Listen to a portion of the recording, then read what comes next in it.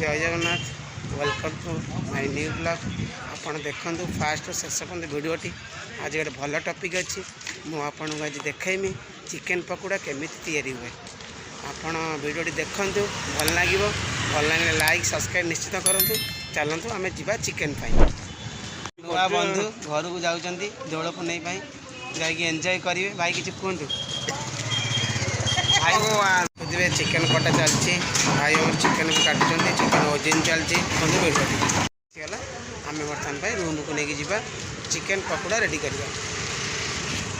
आप देखते चिकेन पकोड़ा या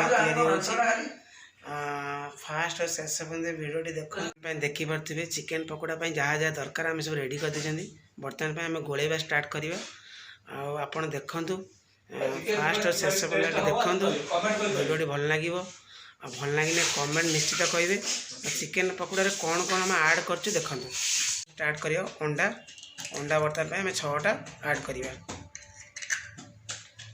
चिकेन पकोड़ा आम अंडा ऐड करने चिकेन पकोड़ा सॉफ्ट लगे खायापी। तब अंडा आमर सरीगला बर्तमान टे गोल दबा तक मिक्स करदे अंडा चिकेन मैरिनेट। 바람이 불어온 그 밤에 꺼진했던 조각들이 난 떠올라. आपण भावुथे चिकेन पकोड़ा बहुत खर्च होची किछि खर्च नहीं नॉर्मल जेतिकी चिकेन आनिबे ता संगे से कम अंडा आनिबे। अंडा और चिकेन भले की गोलेबे ता गोले साइला परे तापर कौन कौन ऐड करूची मैं आपको कहबी। हम भले की गोलेने चिकेन पकोड़ा भल लगे।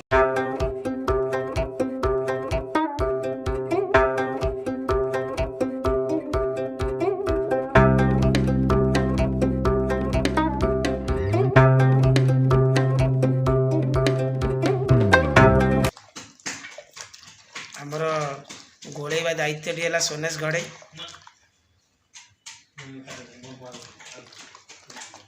आमर चिकेन पकोड़ा गोला सैला बर्तमान पे आम कि अदा रसुण पेस्ट ऐड करवा।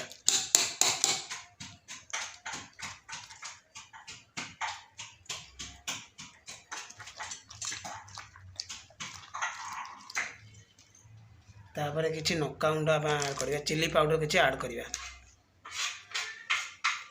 आपड़ यदि राग करने चाहते बटा कंचा नौका भी दे पारे।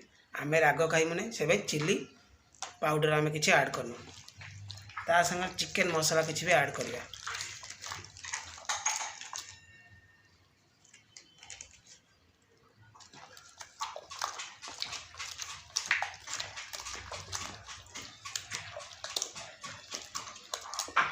देखुए ता कलर केमती हो गला।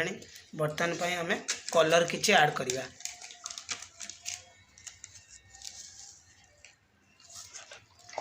पूरा कलर भी बाहरी गला। बर्तमान पे आम कॉर्नफ्लोर पाउडर देबा। आम 2 किलो चिकेन ले कंपलसरी 350 ग्राम देबा पाउडर।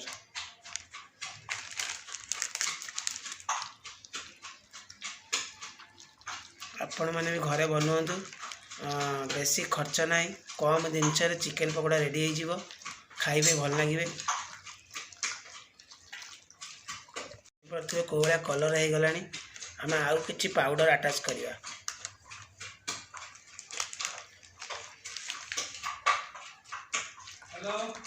आपण भी चाहिए पुदीना पतर कंचा लंका धनिया पतर पेस्ट करके दे पारे जिते लंका अटैच करचो। साइला पर आम कटा धनिया पतर किसी ऐड करवा। धनिया पतरटा पकईने भल लगे आपड़ भी देखिपे। आप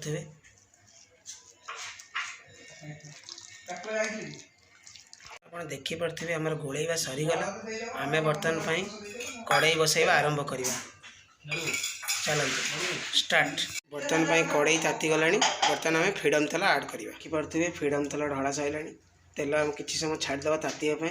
ताती गले आम चिकेन पकोड़ा छांकिवा। बर्तमान देखिपे तेल पूरा ताती गला। आम बर्तमान चिकेन पकईवा।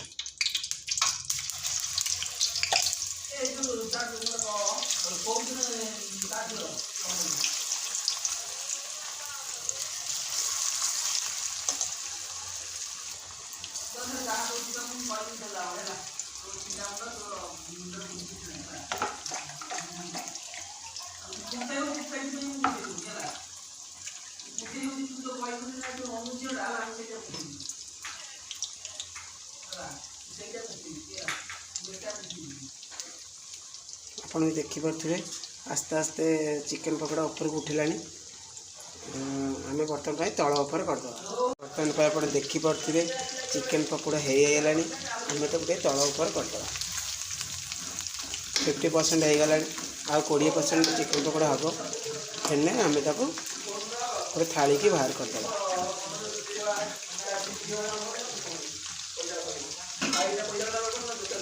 ବର୍ତ୍ତମାନ ପାଇଁ ଆପଣ ଦେଖିପାରୁଥିବେ ଚିକେନ୍ ପକୋଡ଼ା ହେଇଗଲାଣି। ଆମେ ବର୍ତ୍ତମାନ ପାଇଁ ତାକୁ ବାହାର କରିଦେବା।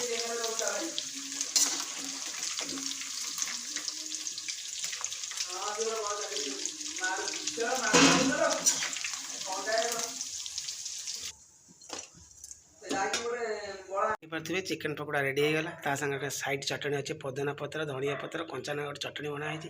ତା ସାଙ୍ଗରେ ଟମାଟୋ ସକ୍ସ, ପିଆଜ ବି ଅଛି। ଆପଣ ଦେଖିପାରୁଥିବେ। ଆମେ ଖାଇକି ଟେଷ୍ଟ କରିବୁ।